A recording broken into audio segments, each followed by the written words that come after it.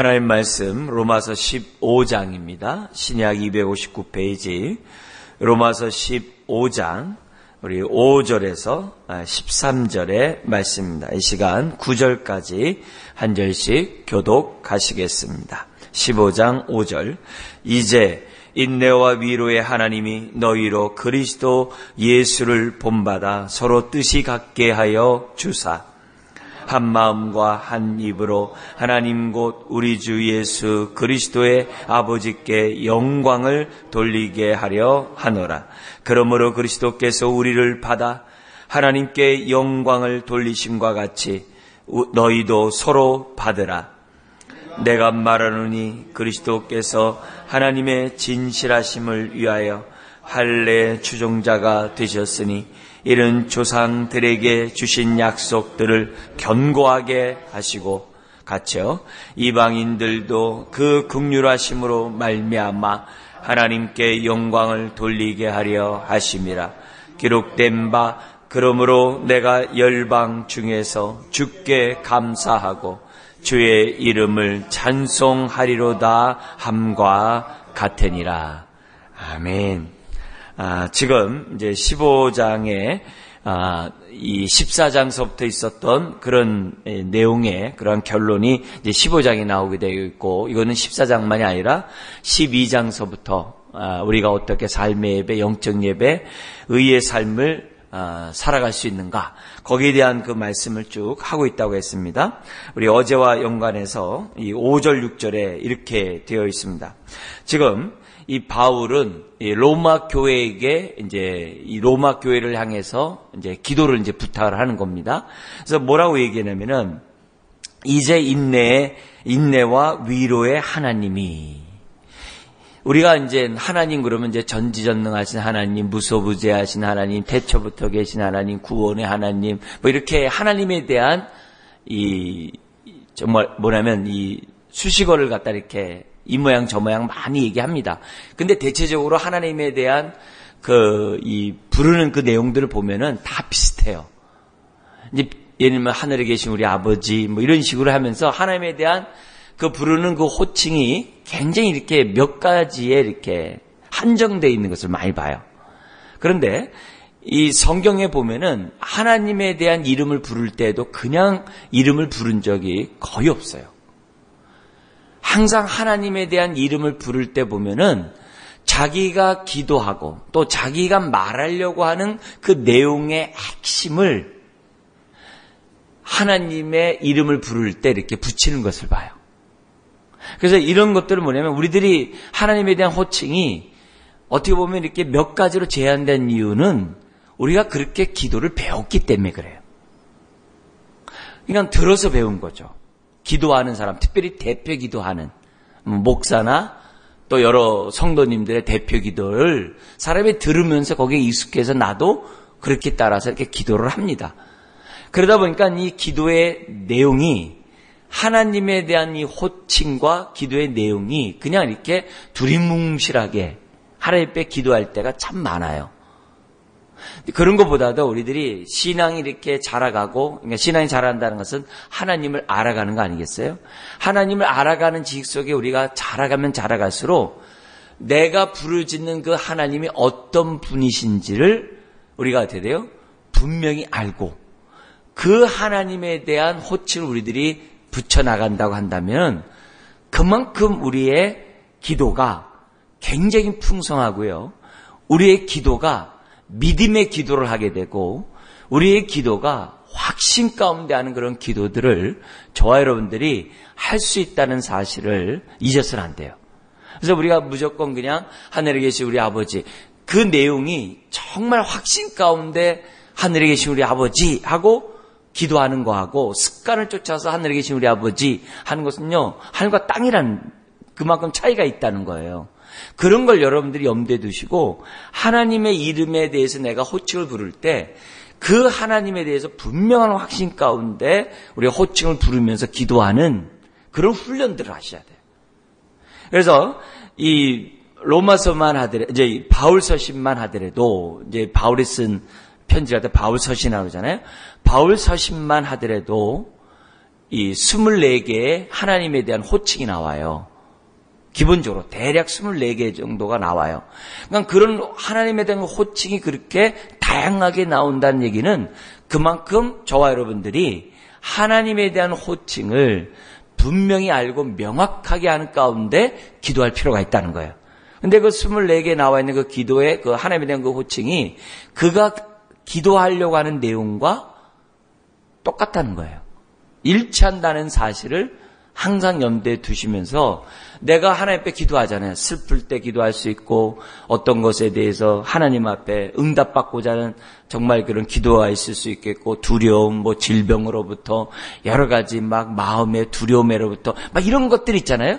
그런 것들을 기도할 때마다 거기에 걸맞는 하나님의 호칭을 부르시는 여러분들이 되셔야 돼요. 그런 훈련들을 자꾸 하셔야 돼요. 그러면 내가 그런 하나님에 대한 부름을 딱 얘기할 때마다 벌써 그 기도가 벌써 믿음의 기도를 하게 되고 확신의 기도를 갖다가 여러분들이 할 수 있게 되는 거예요. 그러니까 그만큼 응답의 확신이 있으니까 아멘으로 끝나죠. 그런 훈련들을 하시는데 여기 5절 6절에 보면 하나님 앞에 기도를 이렇게 하면서 무슨 얘기하냐면 그냥 이제 하나님이 우리 이제 그동안의 요 앞에 흐름 속에서 본다면은 하나를 이루게 하시는 하나님을 지금 배우고 있잖아요. 강한 자가 약한 자 약점을 감당하고 약한 자는 강한 자를 갖다 함부로 비판하고 편론하지 않는 가운데 하나님이 우리를 받은 것처럼 서로를 받아라. 지금 그 얘기를 좀 쭉 하고 있잖아요. 그렇다고 한다면 우리는 하나님 앞에 기도할 때 어떻게 돼요? 하나 되기를 원하시는 하나님. 아마 이렇게 호칭을 흔히 얘기할 거예요. 그런데 바울은 어떻게 부르짖고 있냐면은 이제 인내와 위로의 하나님 이렇게 기도하고 있어요. 왜냐하면 우리가 하나가 되려고 한다면은 뭐가 필요해야 돼요? 인내도 필요하고 위로가 필요하거든요. 근데 그렇게 하게 하시는 분이 누구다? 하나님이시라는 거예요. 우리가 믿고 있는 그 하나님은 우리에게 인내를 주시고 우리에게 성경의 위로를 주심으로 성경을 통하여 우리에게 위로를 주심으로 우리로 하여금 어떻게 돼요? 하나 되기를 힘쓰도록 역사하신단 말이에요. 그런 하나님을 향하여 하나님에 대한 호칭을 정확하게 쓰는 거예요. 인내와 위로의 하나님이 우리로 하여금 인내와 위로의 하나님이시여 그렇게 기도를 하는 거예요. 그러니까 그런 기도들을 자꾸 하시다 보면 하나님의 성품, 하나님의 성품을 안다는 것은 하나님의 뜻을 안다는 거예요. 하나님의 마음과 뜻을 안다는 거거든요. 그래서 하나님의 성품을 자꾸 알아가게 되고 그만큼 우리가 하나님의 뜻을 더 깨닫게 되고 왜? 하나님의 선하시고 기뻐하시고 온전한 뜻이 무엇인가 분별하라 그랬잖아요. 그 뜻을 알면 알수록 우리의 기도가 확신 가운데 우리가 부르짖게 되고 그러면 기도가 딱 끝나자마자 어떻게 돼요? 소망이 생기잖아요.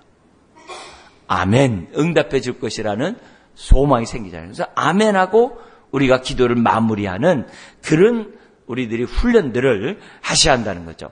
어제도 말씀드렸던 것처럼 이 인내는 그냥 가만히 참는 게 아니라 그 눌리는 가운데서도 하나님의 뜻대로 살아감. 주님이 가신 그 뜻대로 우리들이 행함. 그게 인내라고 그랬어요. 무조건 가만히 참는 게 능사가 아니에요. 그러면서 주의 뜻대로 사는 거예요.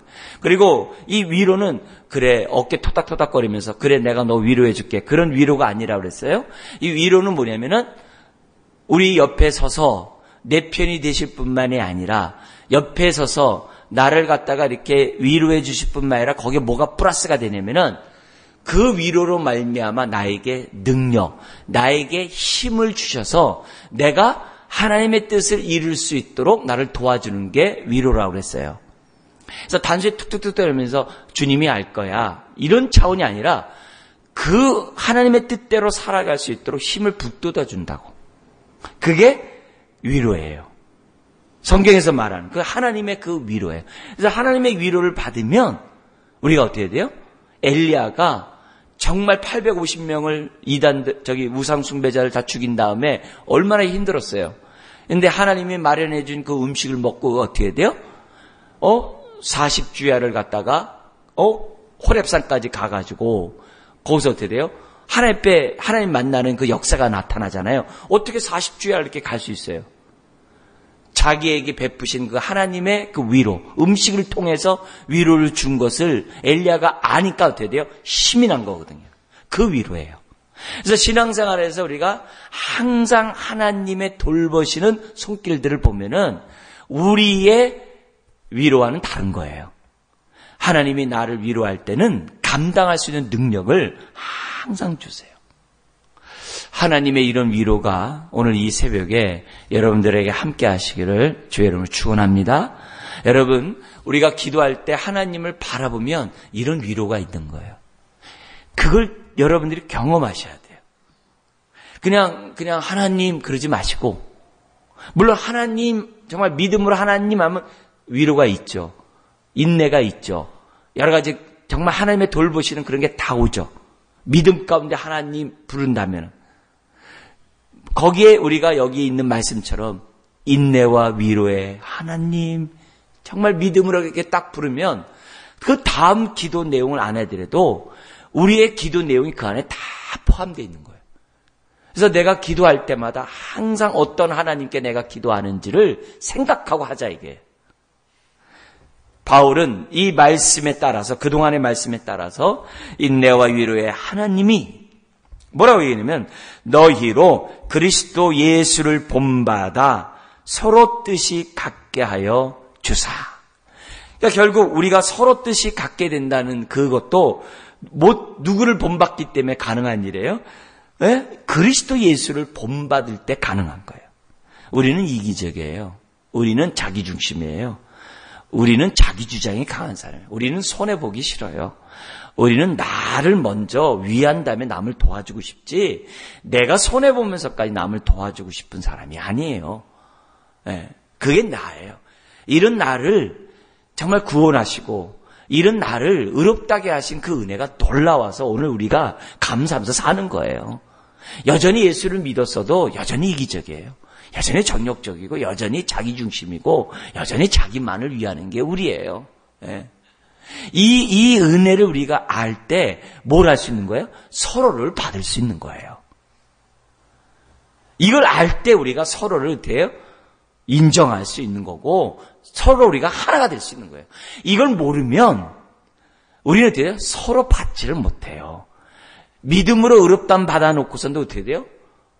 자기의 노력으로 자기가 믿는 것 같고 자기가 믿어주니까 믿은 것처럼 착각하는 경우도 있어요. 그래서 남들보다 신앙생활 좀 잘하면 어떻게 돼요? 남을 함부로 가르치려 들려고 그래요. 함부로 자기가 의롭다라고 자랑하려고 해요. 함부로 자기가 어떻게 돼요? 자기는 무슨 마치 이렇게 의인인 것처럼 이렇게 행동을 해요.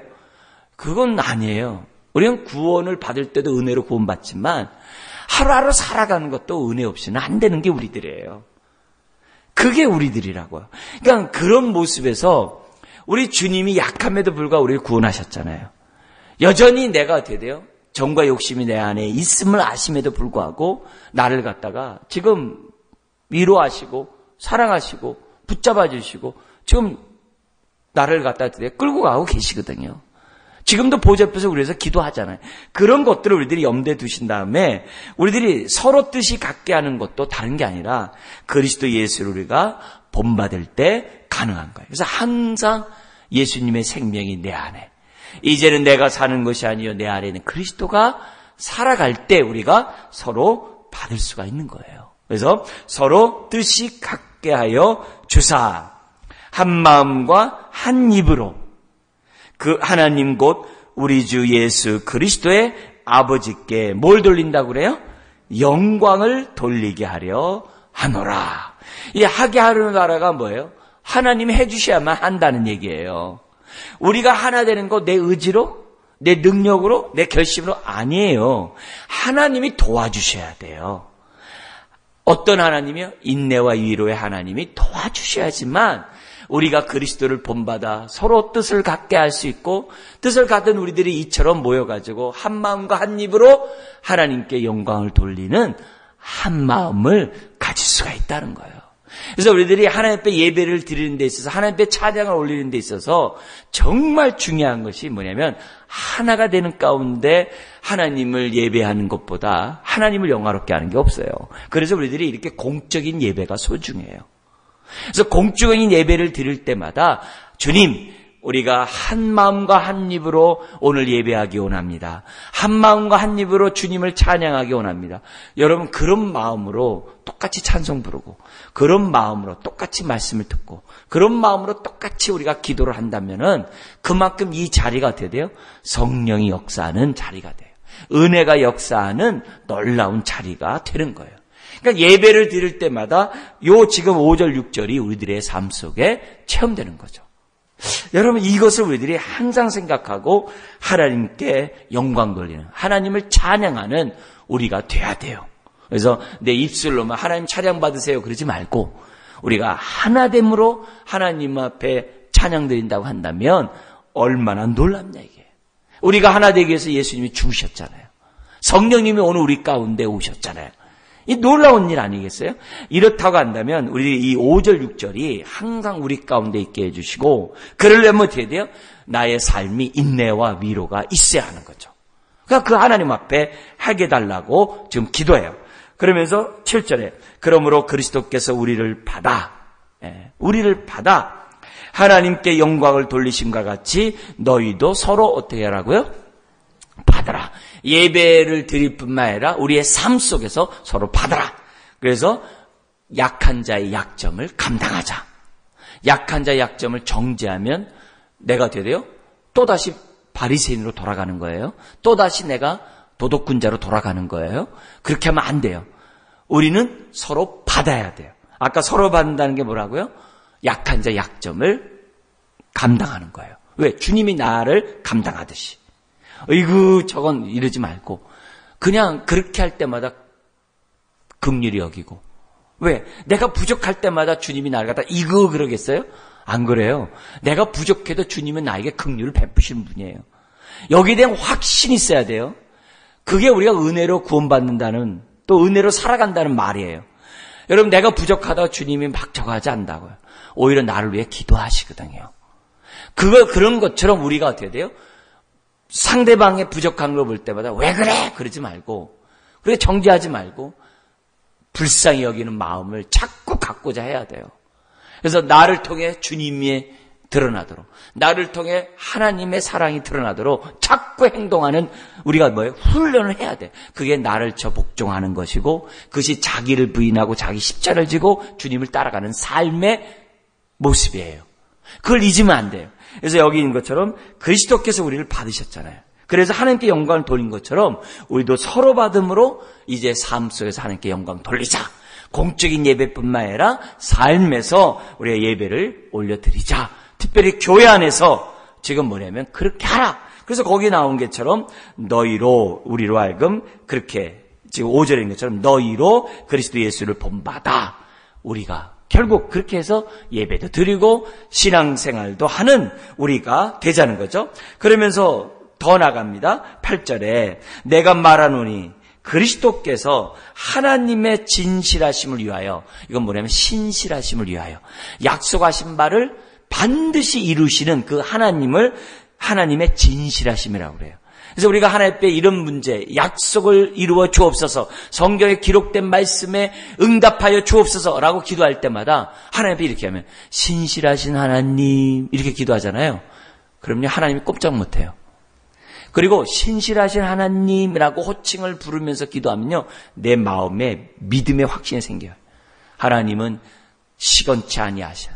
거짓말 하실 수가 없어요. 왜요? 우리 하나님이 약속하실 뿐만 아니라 맹세까지 하셨거든요.